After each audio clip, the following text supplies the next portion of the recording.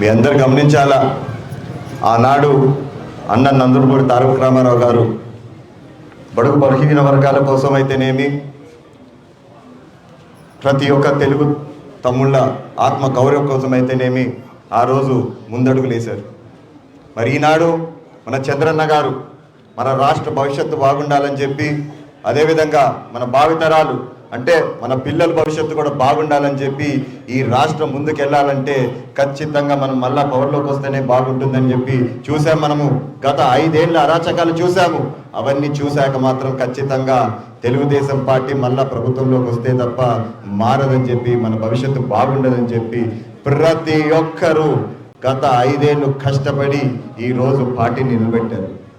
నేను కోరేది ఒకటే, మీ అందరి నుంచి, మీ అందరికీ నేను ఒక్కనే కనిపిస్తున్నా. నాకు చంద్రన్న గారు ఒక్కరే కనిపిస్తున్నారు. కానీ చంద్రన్న గారికి ఎంతమంది ఉన్నారో ఒక్కసారి ఆలోచించండి. ప్రతి ఒక్కరిని చూసుకోవాలంటే ఎక్కడో చిన్న లోటుపాట్లు జరుగుతూ ఉంటాయి. వందలు కాదు లక్షల్లో ఉన్నారు జనాలు. అయినా కూడా చాలా వరకు ప్రయత్నం చేస్తూనే ఉన్నాడు. ఎక్కడెక్కడన్నా ఏమన్నా చిన్న సమస్య వచ్చినా కూడా అక్కడ చంద్రన్న గారు అయితేనేమి, ఇక్కడ మనమైతేనేమి ప్రతి పల్లె తిరిగి పరిష్కరిస్తున్నాం. చిన్న చిన్న లోటుపాట్లు ఉంటాయి, అలగద్దండి. ఏమన్నా ఇబ్బందులు ఉంటే రండి, దయచేసి ఏమున్నా స్వేచ్ఛగా మాట్లాడండి. ఎందుకంటే ఏ రోజైనా కూడా నేను మీ అందరినీ ఒక కార్యకర్త కాదు కానీ, ఒక ఏదో పనిచేసేటోళ్ళని కాదు కానీ, ఖచ్చితంగా మీ అందరినీ అన్నదమ్ముళ్ళు అక్క చెల్లెల్లాగా మా అమ్మల్లాగా కొలుస్తా. కాబట్టి దయచేసి స్వేచ్ఛగా వచ్చి నాతో మాట్లాడండి. ఏ ఇబ్బంది ఉన్నా కూడా నాతో చెప్పుకోండి. అన్నీ తీర్చలేకపోవచ్చు, ఖచ్చితంగా ఒకటన్నా అయితే సాల్వ్ అవుతుంది. 100 ఉండొచ్చు సమస్యలు, ఖచ్చితంగా ఒకటైనా తీర్చడానికి ప్రయత్నిస్తానని చెప్పి మరొకసారి మీ అందరికీ తెలియజేస్తున్నాను. మరి ఈ అరాచక పాలన నుంచి దాదాపు 2 ఏళ్ళైంది మనం బయటపడి. చూస్తున్నాం ఇప్పుడే కేవలం సంక్షేమ పథకాలే కాదు కానీ అభివృద్ధి కూడా జరుగుతుంది. మీరు చూస్తున్నారు, గమనిస్తున్నారు, కళ్ళ కనిపిస్తుంది. అది చాలా మంది ఏదేదో అంటున్నారు, రూపాయికి ఏంది మనము భూములు ఇచ్చేది అని చెప్పేసి పెట్టుబడులేదు. అవునా? రూపాయి కాదు, ఫ్రీగా ఇస్తాము. ఎందుకు ఇస్తున్నాము? పెట్టుబడులు వస్తాయి. పెట్టుబడులు వచ్చినాయంటే ఏమవుతాయి? ఉద్యోగాలు వస్తాయి. ఉద్యోగాలు వస్తే ఏమవుతుంది? ఒక సాధారణ మనిషి రూపాయి సంపాదిస్తున్నాడంటే వాళ్ళ కుటుంబం అంతా బాగుపడదా? ఒక కుటుంబంలో ఎంతమంది ఉంటున్నారు? ఒకరు కాదు, ఇద్దరు కాదు, ముగ్గురు కాదు, నలుగురు. ఇమాజిన్, ఒక ఉద్యోగం వల్ల నలుగురు బాగుపడుతున్నారంటే తప్పేముందాయా? మనం 99 పైసలు అయితేనేమి ఫ్రీగా ఇచ్చేదానికి భూమి. సో గుర్తుపెట్టుకోండి, ఇవన్నీ చంద్రన్న గారు చేస్తున్నారంటే ఎవరి కోసం చేస్తున్నారు?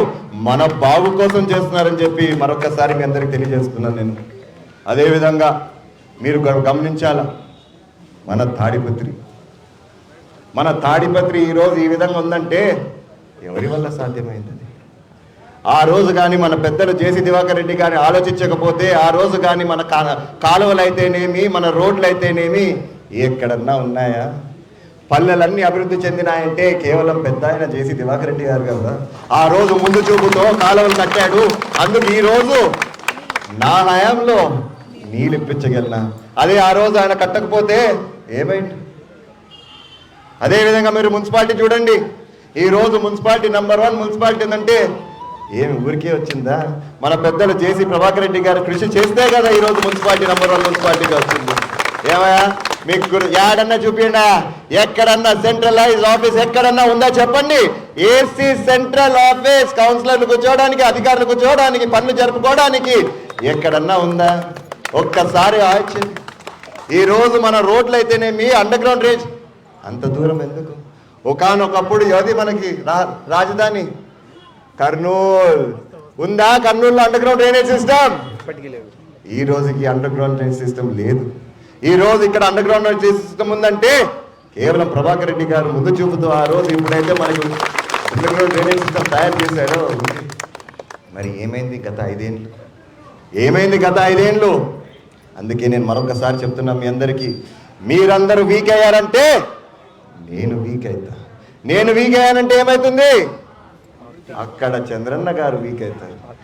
మరి మనం అందరం వీక్ అయ్యామంటే పార్టీ ఉంటుందా? ఉండదు. నేను కోరేది మీ అందరిని ఒకటే, చిన్న చిన్న మనస్పార్థాలు ఉంటాయి. ఇంట్లో అన్న తమ్ముడికే ఉంటాయి, విభేదాలు ఉంటాయి. ఏం పర్లేదు, లాస్ట్కి మిమ్మల్ని అందరినీ, మీరు నన్ను ఒక మనిషిగా చూద్దాం. మనకి వేరే ఏది వద్దు. ఇక్కడ మనం అందరం కలిసి నడుస్తాము, కలిసి ముందుకు పోదాము. ఖచ్చితంగా పార్టీ ఉంటేనే మనమంతా ఉంటాం. గుర్తుపెట్టుకోండి, పార్టీ లేదే ఎవరము ఏది కాదు. పార్టీ మనకి స్థానం ఇస్తుంది కాబట్టి ఈరోజు మనము పని చేసుకోగలుగుతున్నాం. చాలామంది అనుకుంటారు నాకు 10 ఓట్లు ఉన్నాయి, నాకు 20 ఓట్లు ఉన్నాయి, నేను అలుగుతాను, నేను అన్న దగ్గరికి పోను, నేను ఏ పని చేయను, ఇంట్లో కూర్చుంటాను అనేసి. అది వర్కౌట్ కాదు. అది నేనైనా ఆ పొగురు చూపించుకోకూడదు. నాకుందా ఒక ఓటు, నాకు కూడా ఒక ఓటు కూడా లేదు. నిజంగానే నాయన ఎప్పుడు అంటాడు, ఇంట్లో అమ్మ నాయన ఓటు వేస్తే కూడా సొంత భార్య ఓటు వేస్తుందా లేదా కూడా అని చెప్పి డౌట్ అని చెప్తుంటారు. నాకు ఈ మధ్య నిజమే అనిపిస్తుంది. ఎందుకంటే స్వేచ్ఛ పెరిగిపోయింది, అందరికీ ఇండివిజువాలిటీ పెరిగిపోయింది, ఎవరి పార్టీకి వాళ్ళు ఉంటున్నారు. సో దయచేసి నేను చెప్తున్నాను ఈరోజు, మీరు ఒకరిని నేనే గొప్ప, నేనే అంతా అనుకుంటే మాత్రం వర్కౌట్ కాదు. ఎప్పుడైనా పార్టీ సింబల్ మనకు ముందుండాలా, పార్టీ జెండా రెపరెపరాడాలా, పార్టీ ఎప్పుడు పైనుండాలా, ఆ పార్టీని మోస్తానే ఉండాలా, జెండా మోస్తేనే మనం ముందుకు పోతాం. గుర్తు పెట్టుకోండి ప్రతి ఒక్కరిది. నాకు పొగరుండకూడదు, మీకు పొగరుండకూడదు, ఎవరికి ఎటువంటి పొగరు అనేది ఉండకూడదు. పార్టీ పార్టీ పార్టీ పార్టీ ఆ జెండా లేదే మనమంతా సున్నా. కష్టపడదాం. మనం ఎంతో చేసే పని ఉంది. ఇంకా ఇందాక పెద్దలు జేసీ ప్రభాకర్ రెడ్డి గారు ఒకటే చెప్పారు, స్మార్ట్ సిటీ, స్మార్ట్ కిచెనే కాదు స్మార్ట్ సిటీ చేస్తాం. ఎందుకు చేయలేం? ఇంత అభివృద్ధి చేసినప్పుడు, ఇంత కంప్యూటర్ యుగంలో, ఇంత స్పీడ్ యుగంలో ఎందుకు చేయలేం? ఏమంటే అడుగు అడుగున డబ్బుతో కూడిన పని ఇది. అయినా ఏం భయం లేదు, ఇబ్బంది లేదు. ఎప్పుడన్నా విన్నారా ఒక మున్సిపాలిటీ బడ్జెట్ 150 కోట్లు అని చెప్పేసి? కానీ ఈసారి మున్సిపాలిటీ బడ్జెట్ 150 కోట్లు అని చెప్పి గర్వంగా చెప్పుకుంటాం. మీకు తెలుసో తెలియదు, అసెంబ్లీలో మారి మోగిపోయింది. ఏందబ్బా 150 కోట్లు, ఏంది అసలు ఎక్కడి నుంచి వస్తుంది మీకు ఆదాయం అన్నారు. ఆదాయం ఏదో మేమేదో చేసుకుంటా పోతున్నాం, రూపాయి కూడా పెడుతున్నాం. కూడబెట్టేదానికన్నా లాస్ట్కి డ్రైనేజ్ వాటర్ కూడా అమ్మి డబ్బు సంపాదిస్తున్నాము. దేనివల్ల? ఒక ఆలోచన వల్ల. ఆ ఆలోచన ఎలా వచ్చింది మీ అందరికి తెలిసిండేదే. పెద్దలు 24 గంటలు క్షణం క్షణం ఎప్పుడు చూసినా నా తాడిపత్రి నా తాడిపత్రి నా తాడిపత్రి అంటానే ఉంటాడు. మళ్ళీ ఆయన ఒక్కడే నా తాడిపత్రి అంటే అవుతుందా? మీరందరూ కూడా మా తాడిపత్రి మా తాడిపత్రి అంటే ఆ స్వరానికి ఈ తాడిపత్రి అనేది కలిసి మనకి అభివృద్ధి చెందుతుంది. కానీ ఆయన ఒక్కడే మా తాడిపత్రి అంటే కాదు ఇది. సో దయచేసి నేను మళ్ళొక్కసారి కోరుతున్నా, ఇక్కడ లేని వారికి కూడా మీరు చెప్పాల్సిండేదే. దయచేసి దయచేసి దయచేసి గుర్తుపెట్టుకోండి, మీరందరు చేస్తేనే ఈరోజు అభివృద్ధి చెందుతుంది. కాబట్టి చిన్న చిన్న విషయాల కోసం అలగద్దండి. ఏమున్నా వచ్చి చెప్పండి, మాట్లాడుకుందాం. మరొకసారి మీ అందరికీ ధన్యవాదాలు, కృతజ్ఞతలు. ఎప్పటికీ మరవలేము. ఇందాక పెద్దలు చెప్పినట్టు ఎస్, నాకైతే ఒకటే ఉంది, ఒట్టి తాడిపత్రి మున్సిపాలిటీ కాదు, మొత్తం నియోజకవర్గం అంతా నంబర్ 1 నియోజకవర్గంగా చేయాలని చెప్పి నాకైతే ఉంది. మరి మీ సహాయం కావాలి నాకు. అది మీరందరూ ముందుకు వస్తే నేను 10 అడుగులు ముందుకు వేసేదానికి సిద్ధంగా ఉన్నాను. ఆల్రెడీ చేస్తున్నాను, పరిగెత్తుతున్నాను, చూస్తున్నాను. మీకు నీళ్లు కావాలంటే కూడా, నీళ్లు రాని టైంలో కూడా నీళ్ళు వచ్చేదానికి నేనెంత పోరాడానో నాకు తెలుసు, నాతో పాటు పోరాడినాను వారికి తెలుసు. నేను ఇది ప్రతి ఒక్కరికి చెప్తున్నాను. ఊరికే అయిందనుకుంటున్నారా? యాడికి కావాలవా? ఇచ్చేటోడు బండి ఇచ్చాడు, ఇచ్చేటోడు పెట్రోల్ పోసాడు, నాకు సాయం అంతా నేనేసాను.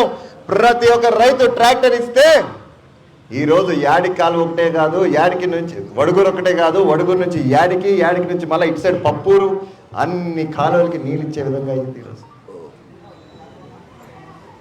ఇదంతా ప్రతి ఒక్కరు ముందుకు వచ్చారు కాబట్టి నేను అడుగుతున్నాను ఈరోజు తాడిపత్రిలో కూడా, టౌన్లో కూడా నాకు అదే సహాయం కావాలా మీ అందరి నుంచి.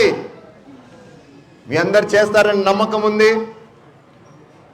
మరి ప్రతి ఒక్కరికి ధన్యవాదాలు. Thank you so much. జై ఎన్టీఆర్.